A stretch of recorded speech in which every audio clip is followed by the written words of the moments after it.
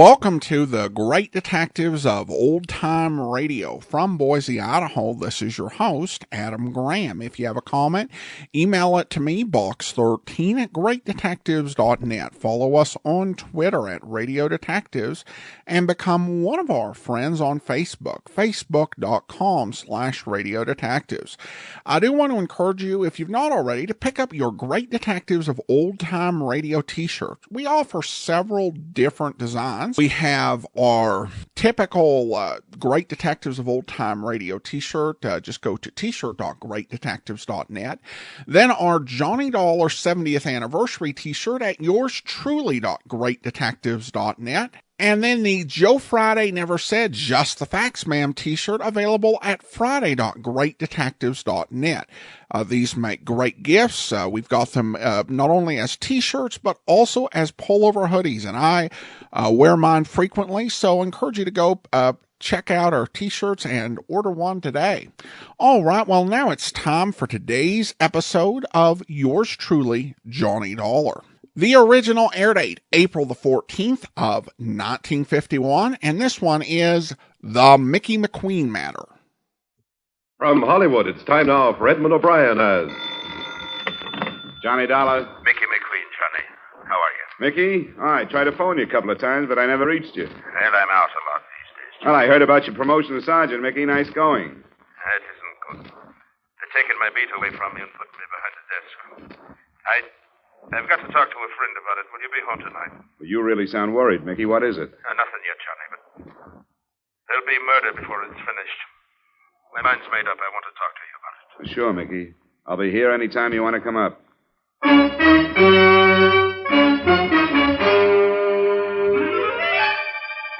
Edmund O'Brien in a transcribed adventure of the man with the action-packed expense account, America's fabulous freelance insurance investigator. Yours truly, Johnny Dollar.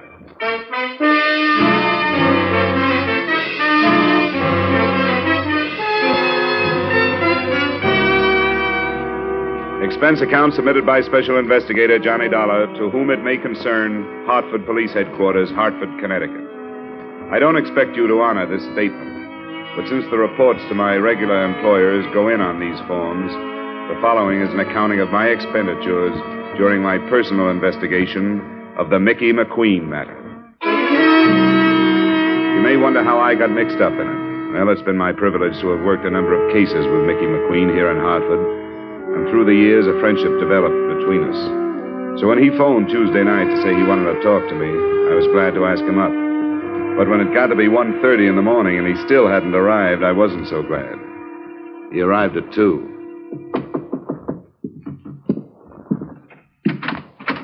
I'm sorry I'm late, Johnny. Yeah, what held you up? I was about to drop off. I had to think, Johnny. You're in uniform, Mickey. What about your beat? Yeah, my beat won't miss me. After 20 years of walking it from dark till dawn, checking its doors and passing the time of night with its people, drunk and sober. Is it too late for a drink, Mickey? I got your brand, some Irish. Yes, that was good of you. I've been a good policeman, Johnny. I can say that without sounding like I'm stuck on myself, can't I now? Oh, I've never heard anybody else say anything else, Mickey. And I've got more friends to my credit than I have arrests. I'll say that. But I've got a quiet beat. I think there are quieter beats in town. Maybe you're lucky. Here's to it. All right. But be careful what it is. There's murder being done and planned right this minute, Johnny, and them that could stop it don't have the heart, right or wrong. What are you talking about? I know what I'm talking about. Are you feeling all right? Feeling all right? I'm as healthy as I was yesterday, ain't I now? I didn't see you yesterday. Yet they're taking my job, putting me behind the desk. A degrading end for a man that's been active for 20 years. After 20 years on your feet, you should take a rest. You've earned one. The very words of the commission, Johnny. But, Johnny, Yeah, Mickey? Never mind. The devil take them all. I've used up enough of your time. Now, wait a minute. You came over to talk about something more than your new job. What's this stuff about murder being planned and being done? I shouldn't have said it. I wish you'd forget it. What's the matter with you? You know me well enough to tell me. You know me well enough to know I'll keep any confidence you want me to keep. You're a good friend, Johnny. Maybe that's why I've changed my mind about telling you. Then why did you come over? Because I thought I was going to talk to you, but I'm not now. All right, it's your business. But you're acting like a kid. Now, if you don't have anything to say to me, it's after 2. I may have a job in the morning. All right, Johnny. I'm sorry I bothered you. I'll say good night.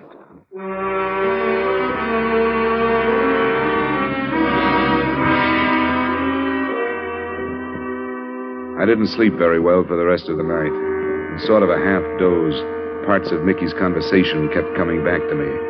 And the more sleep I lost over it, the more I wished I had been less grumpy and more sympathetic. There wasn't a job for me the next day, and right after noon I decided to drop by his apartment and find out his mood when he was off duty.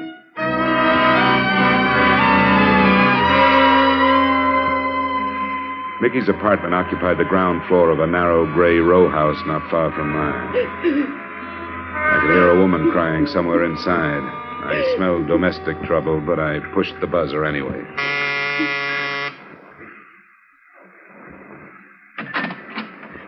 Are you the... I'm Johnny Dollar, a friend of Mr. McQueen's. Oh, yeah, Johnny Dollar. He said to phone you if I ever needed.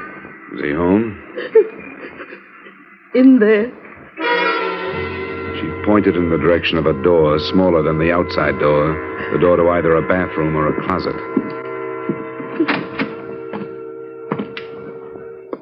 It was a closet. The clothes were bunched at one end of the rod, and from the other, still in uniform, his own polished leather belt drawn tightly around his neck, hung Mickey McQueen. I walked back into the lace-curtained living room. The woman who had let me in was in her middle 30s. She wore too much makeup, and her white blonde hair was anything but natural. She had stopped crying, and she acted as if she were waiting for me to start something. Well, what about it? Do you explain yourself, or do I get 3 guesses? Never mind that look. I only live here. Oh? I didn't know Mickey had a wife. Oh, maybe he was ashamed of me. My name is Thelma. Sorry, Thelma. You're an old friend of Mickey's? Yeah, but he never told me about you. Had you seen him lately? Yeah, last night. First he phoned me, then he came by to talk to me. What did he say? I'm not sure. He was pretty handy with double talk. Maybe I was supposed to understand it, but I didn't. What was it about? About his job, change he was making, and something about murders being planned and done, and nobody doing anything to stop them. Then he didn't tell you What? that I was leaving him. He's never mentioned you. Why were you leaving him? Oh, because it was all wrong. I never should have married him in the first place. Why did you? Because he was the kindest, most wonderful man that ever lived. Does that answer your question? Not quite. Is there more? Did you know his first wife? Yeah. Well, then I guess you know he took her death pretty hard. He'd been married 10 years. I met him after she died. He was lonely, and so was I. Well, he was pretty wonderful to me. I thought I could help him. It wasn't because of him I was leaving. It was me. But I never thought he'd do this. I don't think he did. What do you mean? I think he was murdered. Why? When did you find him? Oh, I came home about a half hour before you got here. Have you phoned the police? Not yet. I didn't know what to do. Where'd you been? I told you I was leaving him. I've been living in a hotel. Does it matter? Well, why'd you come back? Well, just to get some things I'd left. Why are you asking me these things? When it's murder, there's bound to be a lot of questions. I don't think it was. Everybody loved him. He didn't have an enemy in the world. Why would anybody want to kill a man like Mickey McQueen? For the rest of the day, I tried to talk myself into leaving the matter in the hands of the police where it belonged, but I couldn't do it. That night, I started making the rounds of Mickey's beat. I talked to a corner magazine vendor who had sold him a mystery, a woman in a cigar store who had talked with him, and a cabbie who had borrowed $5 from him. None of them gave me anything helpful. My next stop was the Cedric Hotel, where I looked up the house detective, Ned Martin. Ah, poor old Mickey. I'll miss him. So will I. Did you see him last night? Yeah, he dropped in. He always did, once or twice a night, just to shoot the breeze, you know. Why'd he do it? Did he leave a note or anything? I think he was murdered. What makes you say that? Came over to see me about 2:30 this morning. There was something on his mind. He wanted to talk about it, but he wouldn't. Yeah, that figures. What do you mean? I noticed something about him last night. He was real low. I asked him what was the matter. He said it was because it was his last night on his beat. He was supposed to check into his new job today. But that didn't sound right to me. Did you know he had a wife? Yeah, I heard about it. Then I hounded him till he showed me a picture of her. Bleached blonde? Yeah, she looks it. I didn't want to embarrass him by asking, but I wondered about her. What makes you think it was murder, Dollar? Now, do you think Mickey was the type to kill himself? Well, no, but how can you tell? I guess you can't. All you can do is try to find out. Well, if you don't have anything more, I'll be on my way. Wait a minute. Huh?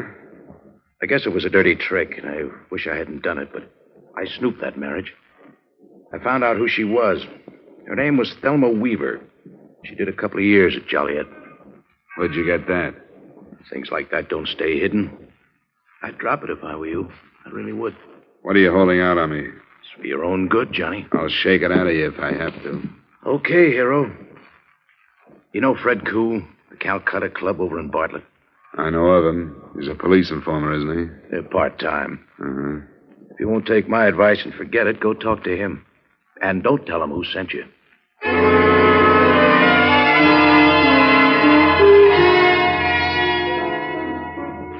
What do you want?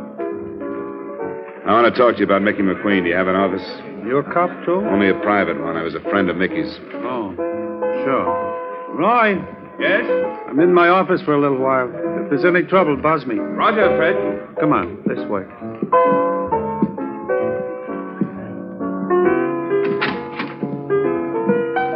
Got quite a crowd tonight, Fred. Sure, sometimes I get a lot of out-of-town trade. Did you see Mickey last night? No, I didn't. I get along fine with Mickey. He won't take any payoff, but he don't push me around. How is he? Do you know his wife? His wife? I didn't even know he was married. Her name was Thelma Weaver before Mickey married her. She did some time in Joliet. Why do you bother me with this? I got work to do. You knew Mickey was dead. No, I didn't know that. I don't see how it would be enough, but it struck me that if somebody knew he was married to an ex-con, they might try to use the information. I suppose you're right. Yeah? Right, Fred. I think you'd better come out. Important? Yes, I think so. Be right out. Pardon me, Dollar. A little trouble outside. Wait here. I'll come right back.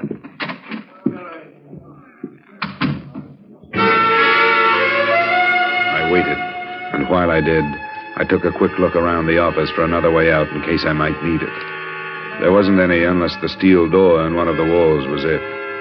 But before I could try it, the other door opened. I wasn't expecting Fred Koo to return so quickly, and neither was I expecting who did come in. I didn't expect to find you here, Mr. Dollar. Likewise, Mrs. McQueen. I was looking for Mr. Koo. What for? Well, I thought I might help if I could. Mickey kept this notebook, you see, where he wrote down all the places he stopped when he made his rounds. This place was one of them. I thought if I could talk to this Mr. Koo... Did you know Fred Koo? Oh, I know. You know anybody named Weaver, Thelma Weaver? All right, mister. That's enough. Reach. Don't be crazy. What good would that do? Stay where you are. Don't try anything. I really mean it. She looked like she really meant it. It was a small revolver, Colt 25. I didn't know whether she had come in meaning to use it on Fred Koo or me, but it didn't make much difference at the moment. She had it pointed at my midsection. I couldn't figure her. She held her little revolver as if she was used to the feel of it. But there had been something actressy about the way she said reach. I couldn't figure her, but I decided not to take a chance. I grabbed up the inkwell from the desk and threw not it, but the contents at her. Hey, what's it? Okay, drop it. Drop it. Drop it. Now sit down. All right. What do you want? That depends on what you want. I told you. I want to find out who killed Mickey. At the apartment earlier today, you didn't think anybody had. What about it? All right, Johnny. How much do you know? That your name was Thelma Weaver, that you spent 2 years in Joliet. That's right. And after 2 years in that place, I didn't want to go back to the life and start all over again. I gave the bunch in Chicago the slip and came here. I was hanging around trying to pick up enough to pay my way to Florida or someplace, and that's how I met Mickey. He arrested me. Vagrancy. What a laugh. He showed in court the next morning and got me released in his custody. Oh, he treated me like a daughter. He loaned me some money, offered to get me a job, and I really felt for the first time like I could start life all over again. Oh, I know it sounds corny, but... But good. You make it sound real good. You don't believe me, do you? Sure. I believe you as far as you've gone. I even believe the part about starting a new life. You saw that Mickey had a heart as big as the city, and you didn't lose any time moving into it. That was smart. It was about the safest hiding place you could have found.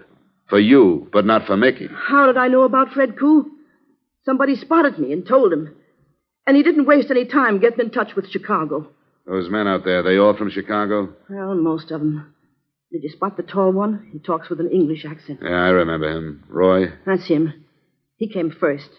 He checked the possibilities on Mickey's beat, and then he found out about Mickey being moved over to a new job. Where was he being moved? Some desk job. Where? At the police arsenal. The arsenal. How did Roy find that out? I told him. I had to. He made me tell him. What are Roy's plans, do you know? Yeah, the Marquardt building. The one that has all the wholesale jewelers. No, that's no good. Mickey was supposed to help them with a job of that size, or they'd reveal that he was married to an ex-con. That's not enough. They must have more than that on you or him. Oh, I might as well tell you. Can't hurt me now any more than I've been hurt. His name is Roy Weaver. I'm married to him. He threatened to bring bigamy charges unless Mickey helped him. That would do it. With your record, bigamy would be a long stretch. Yeah, 5 years. Mickey would do almost anything rather than cause me that. Who killed him? Roy did. I wasn't there. I swear I wasn't. But they met him after he got through work at 5:30 this morning. Why did they kill him? Mickey was all ready for his new job, and he had the keys to the arsenal.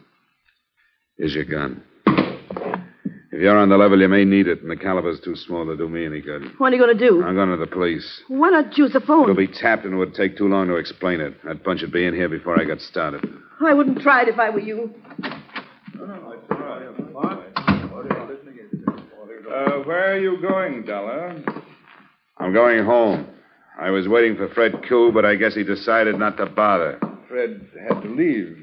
Did Mrs. Weaver entertain you with her sordid story? Yeah, it was very pleasant. She's a charming girl. You were going home to think about it. Well, if you don't mind, get out of my way. Carl, Benson. I'm afraid I do mind. I couldn't chance having Fred interrupted at the arsenal. Get out of my way! Hey, where you gone? Come on! That's enough! Ah, that's fine, Carl. Now, shall we go back to the office and wait? Bring him along, Carl. It's a pity you became involved in this, Dollar. I'd hoped there wouldn't have to be any more violence. You did stop him. Yes. Thanks for the buzz, darling. Oh, it was a pleasure. Look what the skunk did to my dress. Did Fred get started all right? He's well on his way. Should be back within the hour. Hey, Mr. Weaver, what do we do with this guy? Oh, keep him out of the way. Put him in there. And see that he stays quiet. Sure. Hey, you. Turn around.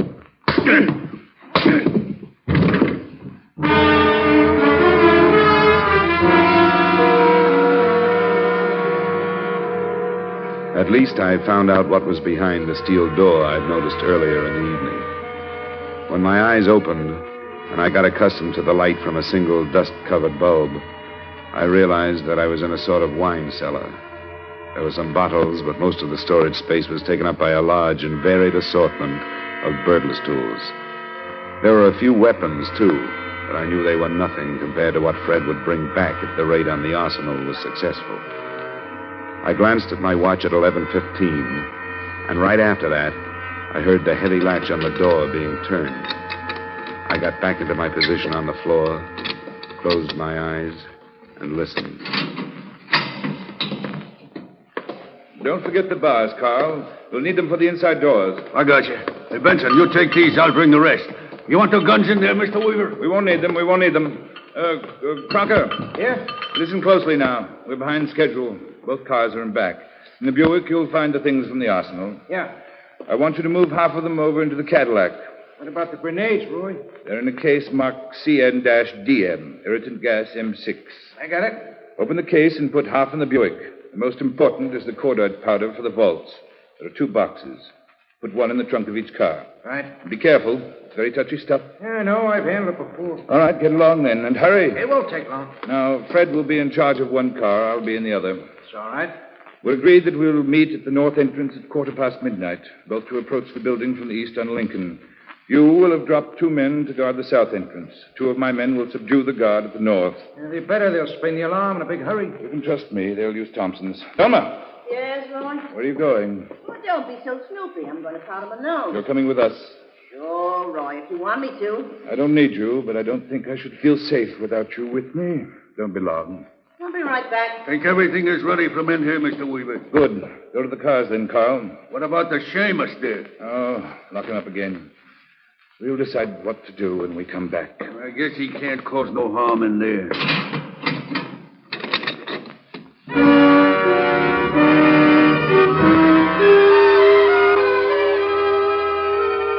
I tried to force the door that time using one of the bars they had left behind, but I couldn't do anything with it. Then I started poking the cement walls. I knew better than to expect to find any other exit, but with the biggest burglary in the history of Hartford underway, I had to do something. I kept a check on the time, and it was 20 minutes before they were due to arrive at the Marquardt building when a sound stopped me. The steel door was being opened. I moved behind it, still holding my bar. Dollar, it's Ned Martin. You in here? Yeah, Martin. I'm here. How did you know I was here? Some dame phoned the hotel. She told me you were here. Why should she call you? How should I know? I don't even know who it was. She just said she knew you came to the hotel and that you were locked up in here. I mentioned the Calcutta to you, so I came over to see what it was all about. Now, what's the matter? Don't you believe me? I don't know what to believe. You said you were holding something out on me when I talked to you. I was. I knew Fred Koo was selling the information about Mickey's wife to some guns from Chicago. I knew it could have led to trouble. Why didn't you tell me? You said it was for my own good. I thought it was, and mine too. I didn't want you to know so much you'd have to tell where you learned it, to prove how smart you were. I don't like this kind of stuff. You got a car? Yeah, but it stays right where it's parked till you tell me what's going on. This Chicago bunch raided the police arsenal. They're armed with everything from cordite to Tommy guns. They're going into the Marquardt building in less than 20 minutes. What's that? Wholesale jewelers. Would you take me out there? I'll take you part way if you're crazy enough to want to go. That's good enough. Let's get into the office.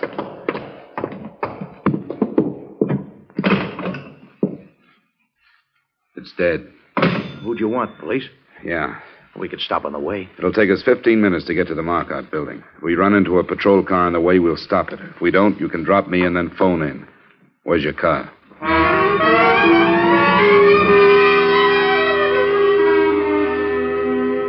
At the speed we traveled, we should have at least picked up a traffic cop, but we didn't. Martin wouldn't take me any closer than the corner of Atlantic and Milton. We reached there at 12 minutes after 12. That gave me 2 minutes to get to the Marquardt building. I didn't make it before they arrived, but it didn't make any difference. Both cars had pulled up and were unloading men. From a doorway about 50 yards down, I spotted Fred Koo and Roy Weaver. Then I saw Thelma. She got out of the Buick and started toward me. Thelma, where are you going? Weaver shouted at her, but she didn't answer. Instead, she stopped, and I saw the little gun glitter in her hand as she turned back to them. Then I saw what she was aiming at. The trunk of the Buick, where the cordite powder was. Thelma! Thelma! Stop it! The car went up in a blast of powder and gasoline, and she moved back toward the other one.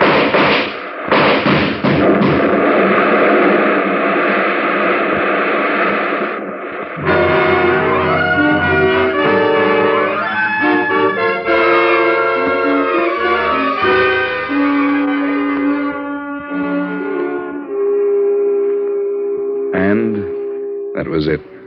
Thelma Weaver McQueen, as the department knows, was DOA at Emergency Hospital. None of the mob got out alive except Roy Weaver, who lived long enough to sign a confession to Mickey McQueen's murder. I want you to know that I may have lost a good friend, but you have lost a better policeman. I hope to see those early news accounts that called him a suicide corrected. Expense account total, no dollars and no cents. Yours truly, Johnny Dollar.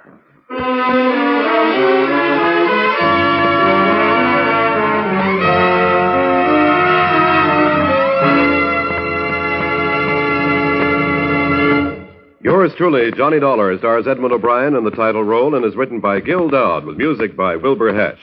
Edmund O'Brien's latest picture is the Paramount Pictures production, The Redhead and the Cowboy.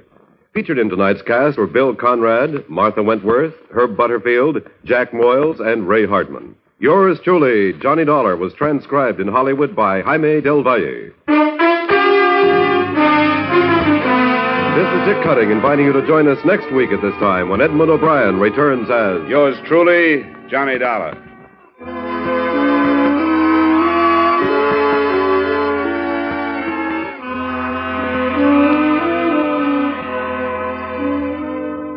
There'll be fast-moving, true police adventure on CBS tonight when Gangbusters comes your way again on most of these same stations. This evening, Gangbusters presents The Case of the Stranger in the Hall. Stay tuned now for 5 minutes of the latest news.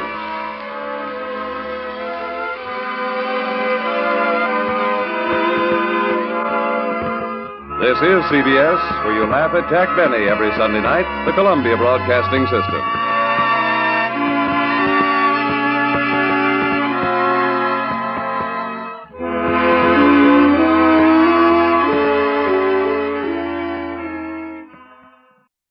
Welcome back. Now, if you've been listening to the program for a few months, that may sound familiar, and that's with good reason, because we did actually play the Mickey McQueen matter about 5 months ago, back on June the 19th of this year. And it was originally aired, the story, on August 17th of 1950. And this is a rare case with Johnny Dollar, not unheard of, but rare, where they're having script reuse with the same actor playing Johnny Dollar in the same story. Because there are quite a few where there is script reuse for different actors, where you'll have O'Brien doing a Russell script or John Lund doing an O'Brien script. But this sort of direct performance of the same script that the actor did previously, we don't see a whole lot in Johnny Dollar. There are some other examples. Probably the most prominent is another O'Brien story, the Mont video matter, where this was performed 3 times. And that, during the summer of 1952 series of Johnny Dollar, it actually aired, twice, in the course of the summer. But all of those are actually missing. So this is a bit rare to have that. It's always a little bit tricky with these episodes, because, when you have the same script being performed, it can be difficult to tell, what's really going on, because there can be cases where people who compile old-time radio programs into disc or collections will take one performance and will label it as the other. And so when you purchase the set, you don't get 2 separate performances of the same script. You get the same performance twice, listed incorrectly under different dates. It's a bit easier in this case because Johnny Dollar's in this period where they are doing 25-minute episodes. So we can tell that this is a different performance than the one that was back when they were doing the 30-minute episodes. But with others, it's tricky, figuring out which specific performance of this same script this is. And in some cases, when you research it further, they had started to do actual repeats, since they were putting these on transcription discs of the performance, though those tended to be rarer. So it can be complicated, but thankfully it's not so much with this one. All right, I want to go ahead and thank our Patreon supporter of the day. Thank you to Lori, Patreon supporter since April, currently supporting us at the Shamus level of $4 or more per month. Thank you so much for your support. And that will do it for today. Join us back here tomorrow for Indictment. And then next Monday, Casey Crime Photographer. Tuesday, the Australian version of The Fat Man. And next Saturday, Under Arrest. And of course, we'll be back next Friday with another episode of yours truly, Johnny Dollar. In the meantime, send your comments to box13 at greatdetectives.net. Follow us on Twitter at Radio Detectives and become one of our friends on Facebook, facebook.com/Radio Detectives. From Boise, Idaho, this is your host, Adam Graham, signing off.